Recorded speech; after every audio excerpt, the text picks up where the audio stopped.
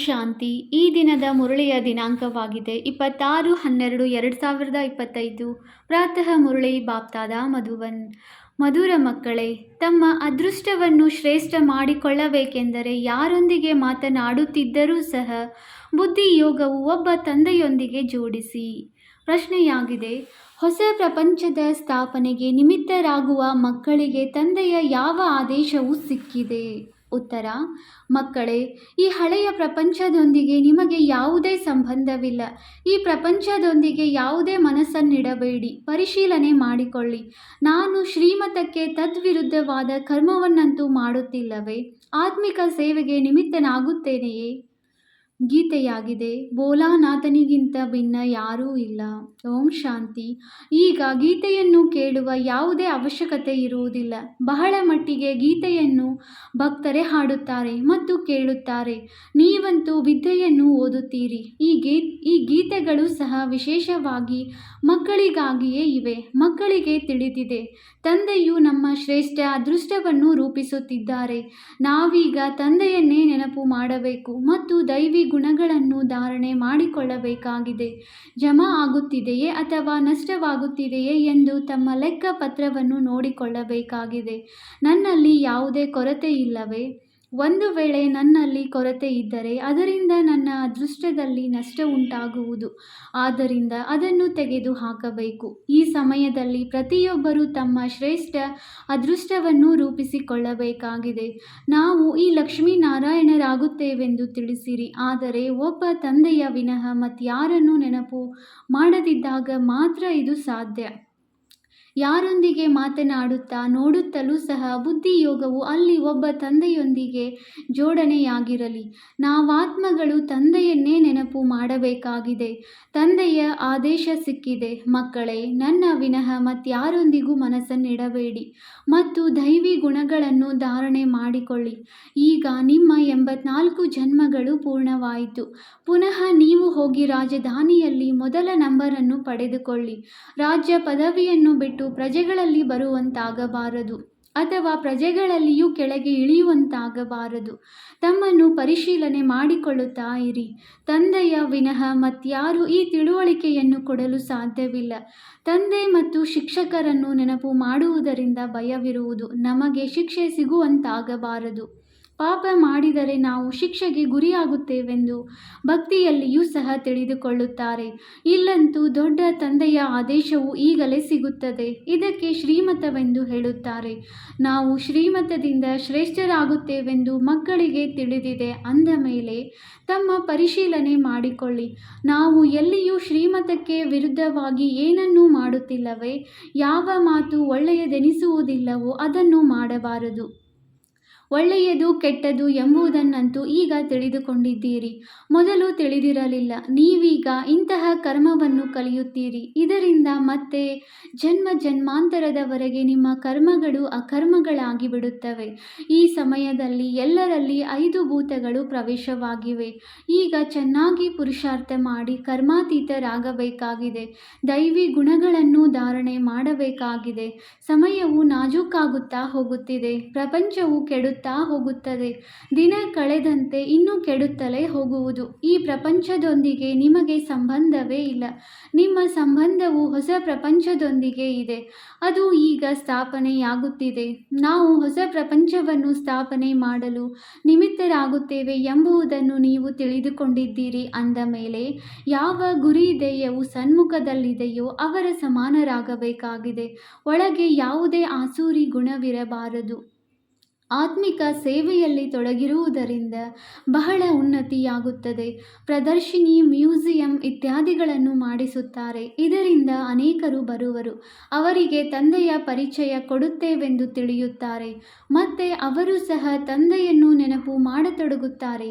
ಇಡೀ ದಿನ ಇದೇ ಚಿಂತನೆ ನಡೆಯುತ್ತಿರಲಿ. ಸೇವಾ ಕೇಂದ್ರವನ್ನು ತೆರೆದು ಸೇವೆಯನ್ನು ವೃದ್ಧಿ ಮಾಡಬೇಕು. ಈ ರತ್ನಗಳೆಲ್ಲವೂ ನಿಮ್ಮ ಬಳಿ ಇವೆ. ತಂದೆಯು ದೈವಿ ಗುಣಗಳನ್ನು ಧಾರಣೆ ಮಾಡಿಸುತ್ತಾರೆ ಮತ್ತು ಖಜಾನೆಯನ್ನು ಕೊಡುತ್ತಾರೆ. ನೀವಿಲ್ಲಿ ಕುಳಿತಿದ್ದೀರಿ. ನಿಮ್ಮ ಬುದ್ಧಿಯಲ್ಲಿದೆ. ಸೃಷ್ಟಿಯ ಆದಿ ಮಧ್ಯ ಅಂತ್ಯವನ್ನು ತಿಳಿದುಕೊಂಡಿದ್ದೇವೆ. ಪವಿತ್ರರಾಗಿಯೂ ಇರುತ್ತೇವೆ ಅಂದಾಗ ಮನಸ್ಸ ವಾಚ ಕರ್ಮಣ ಯಾವುದೇ ಕೆಟ್ಟ ಕರ್ಮ ಆಗಬಾರದು. ಅದಕ್ಕಾಗಿ ಪೂರ್ಣ ಪರಿಶೀಲನೆ ಮಾಡಿಕೊಳ್ಳಬೇಕಾಗಿದೆ. ತಂದೆಯು ಪತಿತರನ್ನು ಪಾವನ ಮಾಡುವುದಕ್ಕಾಗಿಯೇ ಬಂದಿದ್ದಾರೆ. ಅದಕ್ಕಾಗಿ ಯುಕ್ತಿಗಳನ್ನು ತಿಳಿಸುತ್ತಿರುತ್ತಾರೆ. ಅದರಲ್ಲಿ ಚಿಂತನೆ ಮಾಡುತ್ತಾ ಇರಬೇಕಾಗಿದೆ. ಸೇವಾ ಕೇಂದ್ರವನ್ನು ತೆರೆದು ಅನೇಕರಿಗೆ ನಿಮಂತ್ರಣ ಕೊಡಬೇಕು. ಪ್ರೀತಿಯಿಂದ ಕುಳಿತು ತಿಳಿಸಿಕೊಡಬೇಕಾಗಿದೆ. ಈ ಹಳೆಯ ಪ್ರಪಂಚವು ಸಮಾಪ್ತಿಯಾಗಲಿದೆ. ಮೊದಲು ಹೊಸ ಪ್ರಪಂಚದ ಸ್ಥಾಪನೆಯು ಬಹಳ ಅವಶ್ಯಕವಾಗಿದೆ. ಸಂಗಮದಲ್ಲಿಯೇ ಸ್ಥಾಪನೆಯಾಗುತ್ತದೆ. ಈಗ ಸಂಗಮ ಯುಗವೆಂಬುದು ಸಹ ಮನುಷ್ಯರಿಗೆ ತಿಳಿದಿಲ್ಲ. ಇದನ್ನೂ ಸಹ ತಿಳಿಸಬೇಕು. ಹೊಸ ಪ್ರಪಂಚದ ಸ್ಥಾಪನೆ, ಹಳೆಯ ಪ್ರಪಂಚದ ವಿನಾಶ. ಈಗ ಅದರ ಸಂಗಮ ಯುಗವಾಗಿದೆ. ಹೊಸ ಪ್ರಪಂಚದ ಸ್ಥಾಪನೆಯು ಶ್ರೀಮತದನುಸಾರ ಆಗುತ್ತಿದೆ. ತಂದೆಯ ವಿನಃ ಮತ್ಯಾರೂ ಹೊಸ ಪ್ರಪಂಚದ ಸ್ಥಾಪನೆಯ ಮತವನ್ನು ಕೊಡುವುದಿಲ್ಲ. ತಂದೆಯೇ ಬಂದು ನೀವು ಮಕ್ಕಳಿಂದ ಹೊಸ ಪ್ರಪಂಚದ ಉದ್ಘಾಟನೆ ಮಾಡಿಸುತ್ತಾರೆ. ಅವರೊಬ್ಬರೇ ಮಾಡುವುದಿಲ್ಲ, ಎಲ್ಲ ಮಕ್ಕಳ ಸಹಯೋಗವನ್ನು ತೆಗೆದುಕೊಳ್ಳುತ್ತಾರೆ. ಆ ಮನುಷ್ಯರಂತೂ ಉದ್ಘಾಟನೆ ಮಾಡಲು ಸಹಯೋಗ ತೆಗೆದುಕೊಳ್ಳುವುದಿಲ್ಲ. ಬಂದು ಕತ್ತರಿಯಿಂದ ರಿಬ್ಬನ್ ಕತ್ತರಿಸಿ ಬಿಡುತ್ತಾರೆ. ಆದರೆ ಇಲ್ಲಿ ಆ ಮಾತಿಲ್ಲ. ಇಲ್ಲಿ ನೀವು ಬ್ರಾಹ್ಮಣ ಕುಲಭೂಷಣರು ಸಹಯೋಗಿಗಳಾಗುತ್ತೀರಿ. ಎಲ್ಲ ಮನುಷ್ಯ ಮಾತ್ರರು ಮಾರ್ಗವನ್ನು ಮರೆತು ಬಿಟ್ಟಿದ್ದಾರೆ. ಪತಿತ ಪ್ರಪಂಚವನ್ನು ಪಾವನವನ್ನಾಗಿ ಮಾಡುವುದು ತಂದೆಯ ಕರ್ತವ್ಯವೇ ಆಗಿದೆ. ತಂದೆಯ ಹೊಸ ಪ್ರಪಂಚದ ಸ್ಥಾಪನೆ ಮಾಡುತ್ತಾರೆ. ಇದಕ್ಕಾಗಿ ಆತ್ಮಿಕ ಜ್ಞಾನವನ್ನು ಕೊಡುತ್ತಾರೆ. ನಿಮಗೆ ತಿಳಿದಿದೆ, ತಂದೆಯ ಹತ್ತಿರ ಹೊಸ ಪ್ರಪಂಚವನ್ನು ಸ್ಥಾಪನೆ ಮಾಡುವ ಯುಕ್ತಿ ಇದೆ.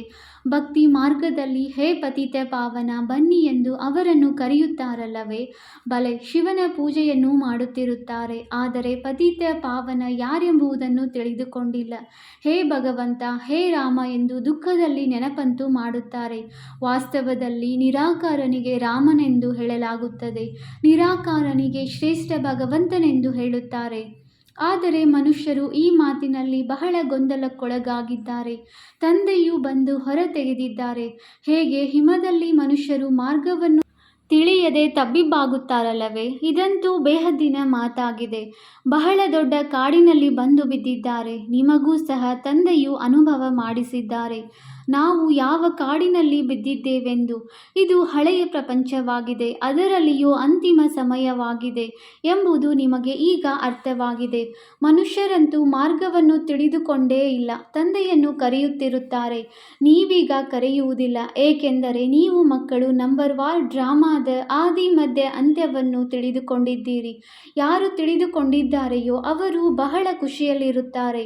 ಅನ್ಯರಿಗೂ ಮಾರ್ಗ ತಿಳಿಸುವುದರಲ್ಲಿ ತತ್ಪರರಾಗಿರುತ್ತಾರೆ. ತಂದೆಯು ಹೇಳುತ್ತಾರೆ, ಮಕ್ಕಳೇ, ದೊಡ್ಡ ದೊಡ್ಡ ಸೇವಾ ಕೇಂದ್ರಗಳನ್ನು ತೆರೆಯಿರಿ. ದೊಡ್ಡ ದೊಡ್ಡ ಚಿತ್ರಗಳಿದ್ದರೆ ಮನುಷ್ಯರು ಸಹಜವಾಗಿ ಅರ್ಥ ಮಾಡಿಕೊಳ್ಳುತ್ತಾರೆ. ಮಕ್ಕಳಿಗಾಗಿ ಚಿತ್ರ, ನಕ್ಷೆಗಳು ಅವಶ್ಯವಾಗಿ ಬೇಕು. ಇವುಗಳ ಮೂಲಕ ತಿಳಿಸಿ. ಇದು ಸಹ ಶಾಲೆಯಾಗಿದೆ. ಇವು ಇಲ್ಲಿನ ಅದ್ಭುತವಾದ ನಕ್ಷೆಗಳಾಗಿವೆ. ಆ ಶಾಲೆಗಳ ನಕ್ಷೆಯಲ್ಲಂತೂ ಹದ್ದಿನ ಮಾತುಗಳಿರುತ್ತವೆ. ಇವು ಬೇಹದ್ದಿನ ಮಾತುಗಳಾಗಿವೆ. ಇದು ಸಹ ಪಾಠಶಾಲೆಯಾಗಿದೆ. ಇದರಲ್ಲಿ ತಂದೆಯು ನಮಗೆ ಸೃಷ್ಟಿಯ ಆದಿ ಮಧ್ಯ ಅಂತ್ಯದ ರಹಸ್ಯವನ್ನು ತಿಳಿಸಿ ಯೋಗ್ಯರನ್ನಾಗಿ ಮಾಡುತ್ತಾರೆ. ಇದು ಮನುಷ್ಯರಿಂದ ದೇವತೆಗಳಾಗುವ ಪಾಠಶಾಲೆಯಾಗಿದೆ. ಈಶ್ವರೀಯ ವಿಶ್ವವಿದ್ಯಾಲಯವೆಂದು ಬರೆಯಲ್ಪಟ್ಟಿದೆ. ಇದು ಆತ್ಮಿಕ ಪಾಠಶಾಲೆಯಾಗಿದೆ. ಕೇವಲ ಈಶ್ವರೀಯ ವಿಶ್ವವಿದ್ಯಾಲಯ ಎಂದು ಬರೆಯುವುದರಿಂದಲೂ ಮನುಷ್ಯರು ತಿಳಿದುಕೊಳ್ಳುವುದಿಲ್ಲ. ಯೂನಿವರ್ಸಿಟಿ ಎಂಬುದನ್ನು ಬರೆಯಬೇಕು. ಇಂತಹ ಈಶ್ವರೀಯ ವಿಶ್ವವಿದ್ಯಾಲಯವು ಯಾವುದೂ ಇರುವುದಿಲ್ಲ. ತಂದೆಯು ಪತ್ರಗಳನ್ನು ನೋಡಿದ್ದರು. ಕೆಲವೊಂದು ಶಬ್ದಗಳು ಮರೆತು ಹೋಗಿತ್ತು. ತಂದೆಯು ಎಷ್ಟು ಬಾರಿ ಹೇಳಿದ್ದಾರೆ, ಮಕ್ಕಳೇ, ಪ್ರಜಾಪಿತ ಶಬ್ದವನ್ನು ಅವಶ್ಯವಾಗಿ ಹಾಕಿರಿ ಎಂದು. ಆದರೂ ಸಹ ಮಕ್ಕಳು ಮರೆತು ಹೋಗುತ್ತಾರೆ. ಪೂರ್ಣ ಬರವಣಿಗೆ ಇರಲಿ. ಆದ್ದರಿಂದ ಮನುಷ್ಯರಿಗೆ ಇದು ಈಶ್ವರೀಯ ದೊಡ್ಡ ಕಾಲೇಜು ಆಗಿದೆ ಎಂದು ಅರ್ಥವಾಗುವಂತಿರಲಿ. ಯಾವ ಮಕ್ಕಳು ಸೇವೆಯಲ್ಲಿ ಉಪಸ್ಥಿತರಿದ್ದಾರೆಯೋ, ಯಾರು ಒಳ್ಳೆಯ ಸೇವಾಧಾರಿಗಳಾಗಿದ್ದಾರೆಯೋ ಅವರಿಗೂ ಸಹ ಹೃದಯದಲ್ಲಿ ಇರುತ್ತದೆ, ನಾವು ಹೋಗಿ ಇಂತಹ ಸೇವಾ ಕೇಂದ್ರವನ್ನು ಎಬ್ಬಿಸಬೇಕು. ತಣ್ಣಗಾಗಿ ಬಿಟ್ಟಿದೆ, ಅವರನ್ನು ಜಾಗೃತಗೊಳಿಸಬೇಕು, ವೃದ್ಧಿ ಮಾಡಬೇಕೆಂದು ಸಂಕಲ್ಪವಿರುತ್ತದೆ. ಏಕೆಂದರೆ ಮಾಯೆಯು ಹೀಗಿದೆ, ಅದು ಮತ್ತೆ ಮತ್ತೆ ಮಲಗಿಸಿ ಬಿಡುತ್ತದೆ. ನಾನು ಸ್ವದರ್ಶನ ಚಕ್ರಧಾರಿಯಾಗಿದ್ದೇನೆ ಎಂಬುದನ್ನು ಸಹ ಮರೆತು ಹೋಗಿದ್ದಾರೆ. ಮಾಯೆಯು ಬಹಳ ವಿರೋಧ ಮಾಡುತ್ತದೆ. ನೀವು ಯುದ್ಧದ ಮೈದಾನದಲ್ಲಿದ್ದೀರಿ ಅಂದಾಗ ಮಾಯೆಯು ತಲೆಯನ್ನು ತಿರುಗಿಸಿ ಮತ್ತೆ ಹಿಂದಕ್ಕೆ ಕರೆದುಕೊಂಡು ಹೋಗುವಂತಾಗಬಾರದು. ಆದ್ದರಿಂದ ಬಹಳ ಸಂಭಾಲನೆ ಮಾಡಿಕೊಳ್ಳಬೇಕಾಗಿದೆ. ಮಾಯೆಯ ಬಿರುಗಾಳಿಯಂತೂ ಎಲ್ಲರಿಗೆ ಬಹಳ ಬರುತ್ತವೆ. ಚಿಕ್ಕವರು ಅಥವಾ ದೊಡ್ಡವರೆಲ್ಲರೂ ಸಹ ಯುದ್ಧದ ಮೈದಾನದಲ್ಲಿದ್ದೀರಿ. ಶಕ್ತಿಶಾಲಿಗಳನ್ನು ಮಾಯೆಯ ಬಿರುಗಾಳಿಯು ಅಲುಗಾಡಿಸಲು ಸಾಧ್ಯವಿಲ್ಲ. ಆ ಸ್ಥಿತಿಯೂ ಸಹ ಬರುವುದಿದೆ. ತಂದೆಯು ತಿಳಿಸುತ್ತಾರೆ, ಸಮಯವು ಬಹಳ ಕೆಟ್ಟು ಹೋಗಿದೆ. ಸ್ಥಿತಿಯು ಹದಗೆಡುತ್ತಾ ಹೋಗುತ್ತಿದೆ. ಇಡೀ ಪ್ರಪಂಚವೆಲ್ಲವೂ ಸಮಾಪ್ತಿಯಾಗಲಿದೆ. ಎಲ್ಲರನ್ನೂ ಪದಚ್ಯುತಗೊಳಿಸಿ ಬಿಡುತ್ತಾರೆ. ಮತ್ತೆ ಪ್ರಜೆಗಳ ಮೇಲೆ ಪ್ರಜೆಗಳ ರಾಜ್ಯವು ಇಡೀ ಪ್ರಪಂಚದಲ್ಲಿ ಆಗಿಬಿಡುವುದು. ನೀವು ತಮ್ಮ ಹೊಸ ರಾಜ್ಯವನ್ನು ಸ್ಥಾಪನೆ ಮಾಡುತ್ತೀರಿ. ಆಗ ಈ ರಾಜಧಾನಿಯ ಹೆಸರು ಸಹ ಸಮಾಪ್ತಿಯಾಗಿ ಬಿಡುವುದು. ಪಂಚಾಯಿತಿ ರಾಜ್ಯವಾಗಿ ಬಿಡುತ್ತದೆ. ಯಾವಾಗ ಪ್ರಜೆಗಳ ರಾಜ್ಯವಾಗುವುದೋ ಆಗ ಪರಸ್ಪರ ಹೊಡೆದಾಡುವರು, ಜಗಳವಾಡುವರು. ಸ್ವರಾಜ್ಯ ಅಥವಾ ರಾಮರಾಜ್ಯವಂತೂ ವಾಸ್ತವದಲ್ಲಿ ಇಲ್ಲವೇ ಇಲ್ಲ. ಆದ್ದರಿಂದ ಇಡೀ ಪ್ರಪಂಚದಲ್ಲಿ ಜಗಳಗಳೇ ಆಗುತ್ತಿರುತ್ತವೆ. ಇತ್ತೀಚೆಗೆ ಎಲ್ಲ ಕಡೆಯೂ ಹೊಡೆದಾಟಗಳಿವೆ. ನಿಮಗೆ ತಿಳಿದಿದೆ, ನಾವು ನಮ್ಮ ರಾಜಧಾನಿಯನ್ನು ಸ್ಥಾಪನೆ ಮಾಡುತ್ತಿದ್ದೇವೆ. ನೀವು ಎಲ್ಲರಿಗೆ ಮಾರ್ಗವನ್ನು ತಿಳಿಸುತ್ತೀರಿ. ತಂದೆಯು ತಿಳಿಸುತ್ತಾರೆ, ಮಕ್ಕಳೇ, ನನ್ನೊಬ್ಬನನ್ನೇ ನೆನಪು ಮಾಡಿ. ತಂದೆಯ ನೆನಪಿನಲ್ಲಿದ್ದು ಅನ್ಯರಿಗೂ ಇದನ್ನು ತಿಳಿಸಿ. ಆತ್ಮಾಭಿಮಾನಿಯಾಗಿ ದೇಹಾಭಿಮಾನವನ್ನು ಬಿಡಿ ಎಂದು. ನಿಮ್ಮಲ್ಲಿ ಎಲ್ಲರೂ ಆತ್ಮಾಭಿಮಾನಿಯಾಗಿದ್ದಾರೆ ಎಂದಲ್ಲ, ಇನ್ನೂ ಆಗುತ್ತಿದ್ದಾರೆ. ನೀವು ಪುರುಷಾರ್ಥ ಮಾಡುತ್ತೀರಿ, ಅನ್ಯರಿಂದಲೂ ಮಾಡಿಸುತ್ತೀರಿ. ನೆನಪು ಮಾಡುವ ಪ್ರಯತ್ನ ಪಡುತ್ತಾರೆ, ಮತ್ತೆ ಮರೆತು ಹೋಗುತ್ತಾರೆ. ಅಂದಾಗ ಇದೇ ಪುರುಷಾರ್ಥ ಮಾಡಬೇಕಾಗಿದೆ. ಮೂಲ ಮಾತು ತಂದೆಯನ್ನು ನೆನಪು ಮಾಡಬೇಕಾಗಿದೆ. ಮಕ್ಕಳಿಗೆ ಎಷ್ಟೊಂದು ತಿಳಿಸಿಕೊಡುತ್ತೇನೆ. ಜ್ಞಾನವು ಬಹಳ ಚೆನ್ನಾಗಿ ಸಿಗುತ್ತಿದೆ. ಮೂಲ ಮಾತು ಪವಿತ್ರರಾಗಿರುವುದಾಗಿದೆ. ತಂದೆಯು ಪಾವನರನ್ನಾಗಿ ಮಾಡಲು ಬಂದಿದ್ದಾರೆ. ಅಂದ ಮೇಲೆ ಮತ್ತೆ ಪತಿತರಾಗಬಾರದು. ನೆನಪಿನಿಂದಲೇ ನೀವು ಸತೋಪ್ರಧಾನರಾಗಿ ಬಿಡುತ್ತೀರಿ. ಇದನ್ನು ಮರೆಯಬೇಡಿ. ಮಾಯೆಯು ಇದರಲ್ಲಿಯೇ ವಿಘ್ನಗಳನ್ನು ಹಾಕಿ ಮರೆಸಿಬಿಡುತ್ತದೆ. ಹಗಲು ರಾತ್ರಿ ಇದೇ ಚಿಂತೆ ಇರಲಿ. ನಾವು ತಂದೆಯನ್ನು ನೆನಪು ಮಾಡಿ ಸತೋಪ್ರಧಾನರಾಗಬೇಕು. ನೆನಪು ಇಷ್ಟು ಶಕ್ತಿಶಾಲಿಯಾಗಿರಲಿ. ಅಂತಿಮದಲ್ಲಿ ಒಬ್ಬ ತಂದೆಯ ವಿನಃ ಮತ್ಯಾರೂ ನೆನಪಿಗೆ ಬರಬಾರದು. ಪ್ರದರ್ಶಿನಿಯಲ್ಲಿಯೂ ಮೊಟ್ಟ ಮೊದಲಿಗೆ ಇದನ್ನು ತಿಳಿಸಬೇಕಾಗಿದೆ. ಇವರು ಎಲ್ಲರ ತಂದೆ, ಸರ್ವಶ್ರೇಷ್ಠ ಭಗವಂತನಾಗಿದ್ದಾರೆ. ಪತಿತ ಪಾವನ ಸದ್ಗತಿದಾತನೂ ಇವರಾಗಿದ್ದಾರೆ. ಇವರೇ ಸ್ವರ್ಗದ ರಚಯಿತನಾಗಿದ್ದಾರೆ. ಈಗ ನೀವು ಮಕ್ಕಳು ತಿಳಿದುಕೊಂಡಿದ್ದೀರಿ. ತಂದೆಯು ಸಂಗಮ ಯುಗದಲ್ಲಿಯೇ ಬರುತ್ತಾರೆ. ತಂದೆಯೇ ರಾಜಯೋಗವನ್ನು ಕಲಿಸುತ್ತಾರೆ. ಒಬ್ಬ ತಂದೆಯ ವಿನಃ ಮತ್ಯಾರೂ ಪತಿತ ಪಾವನರಾಗಲು ಸಾಧ್ಯವಿಲ್ಲ. ಮೊಟ್ಟ ಮೊದಲಿಗೆ ತಂದೆಯ ಪರಿಚಯ ಕೊಡಬೇಕಾಗಿದೆ. ಒಬ್ಬೊಬ್ಬರಿಗೂ ಹೀಗೆ ಒಂದು ಚಿತ್ರದ ಬಗ್ಗೆ ತಿಳಿಸುತ್ತಾ ಇದ್ದರೆ ಇಷ್ಟೊಂದು ಮಂದಿಗೆ ಹೇಗೆ ತಿಳಿಸುವಿರಿ? ಆದರೆ ಮೊಟ್ಟ ಮೊದಲು ತಂದೆಯ ಚಿತ್ರದಲ್ಲಿ ತಿಳಿಸುವುದು ಮುಖ್ಯವಾಗಿದೆ. ಇದನ್ನು ತಿಳಿಸಿ. ಭಕ್ತಿಯು ಬಹಳಷ್ಟಿದೆ, ಜ್ಞಾನವೂ ಒಂದೇ ಆಗಿದೆ. ತಂದೆಯು ಮಕ್ಕಳಿಗೆ ಇಷ್ಟೊಂದು ಯುಕ್ತಿಗಳನ್ನು ತಿಳಿಸುತ್ತಿರುತ್ತಾರೆ. ಪತಿತ ಪಾವನನು ಒಬ್ಬರೇ ಆಗಿದ್ದಾರೆ. ಮಾರ್ಗವನ್ನು ತಿಳಿಸುತ್ತಾರೆ. ಗೀತೆಯನ್ನು ಯಾವಾಗ ತಿಳಿಸಿದರೂ ಇದು ಸಹ ಯಾರಿಗೂ ತಿಳಿದಿಲ್ಲ. ದ್ವಾಪರ ಯುಗಕ್ಕೆ ಸಂಗಮ ಯುಗವೆಂದು ಹೇಳಲಾಗುವುದಿಲ್ಲ. ತಂದೆಯು ಯುಗ ಯುಗದಲ್ಲಿ ಬರುವುದಿಲ್ಲ. ಮನುಷ್ಯರು ಸಂಪೂರ್ಣ ಗೊಂದಲಕ್ಕೊಳಗಾಗಿದ್ದಾರೆ. ಇಡೀ ದಿನ ಹೇಗೆ ತಿಳಿಸಿಕೊಡಬೇಕೆಂಬ ಚಿಂತನೆಯೇ ನಡೆಯುತ್ತಿರುತ್ತದೆ. ಏಕೆಂದರೆ ತಂದೆಯು ಮಕ್ಕಳಿಗೆ ಸಲಹೆ ಕೊಡಬೇಕಾಗುತ್ತದೆ. ಕ್ಯಾಸೆಟ್ನ ಮೂಲಕವೂ ಸಹ ನೀವು ಇಡೀ ಮುರುಳಿಯನ್ನು ಕೇಳಬಹುದಾಗಿದೆ. ಕೆಲವರು ಹೇಳುತ್ತಾರೆ, ಬಾಬಾ, ನಾವು ಕ್ಯಾಸೆಟ್ನ ಮೂಲಕ ಮುರುಳಿಯನ್ನು ಕೇಳುತ್ತಿದ್ದೇವೆ. ಅಂದ ಮೇಲೆ ಏಕೆ ಡೈರೆಕ್ಟ್ ಹೋಗಿ ಕೇಳಬಾರದು? ಆದ್ದರಿಂದ ಇಲ್ಲಿ ಸನ್ಮುಖದಲ್ಲಿ ಬರುತ್ತಾರೆ. ಮಕ್ಕಳು ಬಹಳ ಸರ್ವಿಸ್ ಮಾಡಬೇಕಾಗಿದೆ. ಮಾರ್ಗವನ್ನು ತಿಳಿಸಬೇಕಾಗಿದೆ. ಪ್ರದರ್ಶಿನಿಯಲ್ಲಿ ಅನೇಕರು ಬರುತ್ತಾರೆ.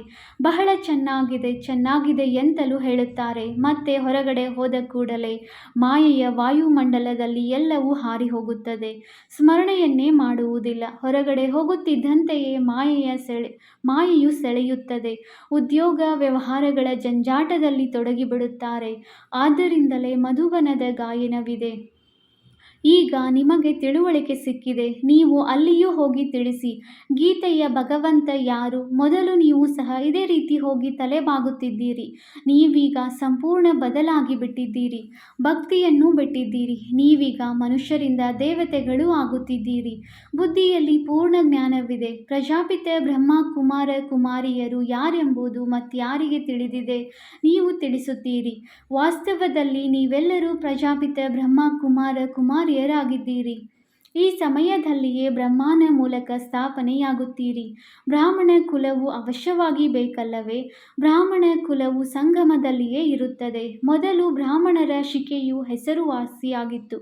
ಶಿಖೆಯಿಂದ ಅಥವಾ ಜನಿವಾರದಿಂದ ಇವರು ಹಿಂದೂಗಳೆಂಬುದನ್ನು ಗುರುತಿಸುತ್ತಿದ್ದರು. ಈಗಂತೂ ಆ ಚಿಹ್ನೆಗಳು ಸಹ ಹೊರಟು ಹೋಗಿವೆ. ನೀವೀಗ ತಿಳಿದುಕೊಂಡಿದ್ದೀರಿ, ನಾವು ಬ್ರಾಹ್ಮಣರಾಗಿದ್ದೇವೆ. ಬ್ರಾಹ್ಮಣರಾದ ನಂತರ ಮತ್ತೆ ದೇವತೆಗಳು ಆಗುತ್ತೇವೆ. ಬ್ರಾಹ್ಮಣರೇ ಹೊಸ ಪ್ರಪಂಚದ ಸ್ಥಾಪನೆ ಮಾಡಿದ್ದೀರಿ. ಯೋಗ ಬಲದಿಂದ ಸತೋಪ್ರಧಾನರಾಗುತ್ತಿದ್ದೀರಿ ಅಂದಾಗ ತಮ್ಮ ಪರಿಶೀಲನೆ ಮಾಡಿಕೊಳ್ಳಬೇಕಾಗಿದೆ. ಯಾವುದೇ ಆಸುರಿ ಗುಣವಿರಬಾರದು. ಜೊತೆಗೆ ಪರಸ್ಪರ ಉಪ್ಪು ನೀರಾಗಿ ವರ್ತಿಸಬಾರದು. ಇದು ಯಜ್ಞವಲ್ಲವೇ? ಯಜ್ಞದಿಂದ ಎಲ್ಲರ ಸಂಭಾಲನೆಯಾಗುತ್ತಿರುತ್ತದೆ. ಯಜ್ಞದಲ್ಲಿ ಸಂಭಾಲನೆ ಮಾಡುವಂತಹ ಟ್ರಸ್ಟಿಗಳು ಇರುತ್ತಾರೆ. ಯಜ್ಞದ ಮಾಲೀಕರಂತೂ ಶಿವತಂದೆಯಾಗಿದ್ದಾರೆ. ಈ ಬ್ರಹ್ಮರವರು ಟ್ರಸ್ಟಿಯಾಗಿದ್ದಾರೆ. ಯಜ್ಞದ ಸಂಭಾಲನೆ ಮಾಡಬೇಕಾಗುತ್ತದೆ.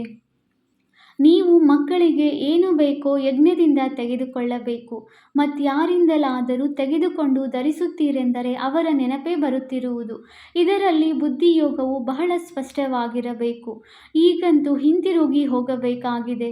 ಬಹಳ ಕಡಿಮೆ ಸಮಯವಿದೆ. ಆದ್ದರಿಂದ ನೆನಪಿನ ಯಾತ್ರೆಯು ಪಕ್ಕಾ ಇರಲಿ. ಇದೇ ಪುರುಷಾರ್ಥ ಮಾಡಬೇಕಾಗಿದೆ. ಒಳ್ಳೆಯದು. ಮಧುರಾತಿ ಮಧುರ ಅಗಲಿ ಹೋಗಿ ಮರಳಿ ಸಿಕ್ಕಿರುವ ಮಕ್ಕಳ ಪ್ರತಿ ಮಾತಾಪಿತ ಬಾಪ್ದಾದಾರವರ ನೆನಪು, ಪ್ರೀತಿ ಹಾಗೂ ಸುಪ್ರಭಾತ. ಆತ್ಮಿಕ ಮಕ್ಕಳಿಗೆ ಆತ್ಮಿಕ ತಂದೆಯ ನಮಸ್ತೆ. ನಾವು ಆತ್ಮಿಕ ಮಕ್ಕಳಿಂದ ಆತ್ಮಿಕ ತಂದೆಗೆ ನೆನಪು, ಪ್ರೀತಿ ಹಾಗೂ ನಮಸ್ತೆ ನಮಸ್ತೆ ನಮಸ್ತೆ. ಧಾರಣೆಗಾಗಿ ಮುಖ್ಯ ಸಾರ. Point number 1. ತಮ್ಮ ಉನ್ನತಿಗಾಗಿ ಆತ್ಮಿಕ ಸೇವೆಯಲ್ಲಿ ತತ್ಪರರಾಗಿರಬೇಕಾಗಿದೆ. ಏನೆಲ್ಲ ಜ್ಞಾನ ರತ್ನಗಳು ಸಿಕ್ಕಿವೆಯೋ ಅದನ್ನು ಧಾರಣೆ ಮಾಡಿಕೊಂಡು ಅನ್ಯರಿಗೂ ಮಾಡಿಸಬೇಕಾಗಿದೆ. Point number 2.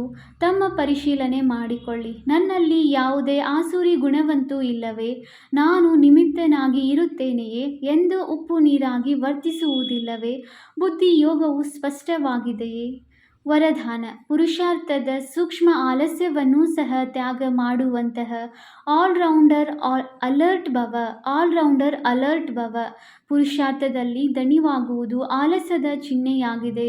ಆಲಸ್ಯವಾಗಿರುವವರು ಬೇಗ ದಣಿವಾಗುತ್ತಾರೆ. ಉಲ್ಲಾಸವುಳ್ಳವರು ದಣಿವರಿಯದ ಅತಕ್ರಾಗಿರುತ್ತಾರೆ. ಯಾರು ಪುರುಷಾರ್ಥದಲ್ಲಿ ಮಾನಸಿಕ ಖಿನ್ನತೆಗೆ ಒಳಗಾಗಿರುತ್ತಾರೆ ಅವರಿಗೆ ಆಲಸ್ಯ ಬರುವುದು. ಅವರು ಯೋಚಿಸುತ್ತಾರೆ, ಏನು ಮಾಡುವುದು? ಇಷ್ಟೇ ನನ್ನಿಂದ ಸಾಧ್ಯವಾಗುವುದು. ಹೆಚ್ಚಿಗೆ ಆಗಲು ಸಾಧ್ಯವಿಲ್ಲ. ಸಾಹಸ ಇಲ್ಲ. ಏನೋ ನಡೆಯುತ್ತಿರುತ್ತೇವೆ, ಮಾಡುತ್ತಲೂ ಇರುವೆ. ಈಗ ಈ ಸೂಕ್ಷ್ಮ ಆಲಸ್ಯವನ್ನೂ ಸಹ ಹೆಸರು ಗುರುತು ಸಹ ಇರಬಾರದು. ಅದಕ್ಕಾಗಿ ಸದಾ ಅಲರ್ಟ್, ಎವರ್ ರೆಡಿ ಮತ್ತು ಆಲ್ರೌಂಡರ್ ಆಗಿ. ಸ್ಲೋಗನ್. ಸಮಯದ ಮಹತ್ವವನ್ನು ಎದುರಿಗಿಟ್ಟುಕೊಂಡು ಸರ್ವ ಪ್ರಾಪ್ತಿಗಳ ಖಾತೆಯನ್ನು ಪೂರ್ತಿ ಜಮಾ ಮಾಡಿಕೊಳ್ಳಿ. ಅವ್ಯಕ್ತ ಸೂಚನೆ. ಈಗ ಸಂಪನ್ನ ಅಥವಾ ಕರ್ಮಾತೀತರಾಗುವುದರಲ್ಲಿ ತತ್ಪರರಾಗಿರಿ. ಶಬ್ದದಿಂದ ದೂರ ತಮ್ಮ ಶ್ರೇಷ್ಠ ಸ್ಥಿತಿಯಲ್ಲಿ ಸ್ಥಿತರಾಗಿಬಿಡಿ. ಅಂದಾಗ ಸರ್ವ ವ್ಯಕ್ತ ಆಕರ್ಷಣೆಯಿಂದ ದೂರ ಶಕ್ತಿಶಾಲಿ, ಭಿನ್ನ ಮತ್ತು ಪ್ರಿಯ ಸ್ಥಿತಿಯಾಗಿ ಬಿಡುತ್ತದೆ. 1 ಸೆಕೆಂಡಿನ ಈ ಶ್ರೇಷ್ಠ ಸ್ಥಿತಿಯಲ್ಲಿ ಸ್ಥಿತರಾದರೆ ಇದರ ಪ್ರಭಾವ ಇಡೀ ದಿನ ಕರ್ಮ ಮಾಡುತ್ತಲೂ ಸ್ವಯಂನಲ್ಲಿ ವಿಶೇಷ ಶಾಂತಿಯ ಶಕ್ತಿ ಅನುಭವ ಮಾಡುವರು. ಇದೇ ಸ್ಥಿತಿಯನ್ನು ಕರ್ಮಾತೀತ ಸ್ಥಿತಿ, ತಂದೆಯ ಸಮಾನ ಸಂಪೂರ್ಣ ಸ್ಥಿತಿ ಎಂದು ಹೇಳಲಾಗುತ್ತದೆ. ಓಂ ಶಾಂತಿ.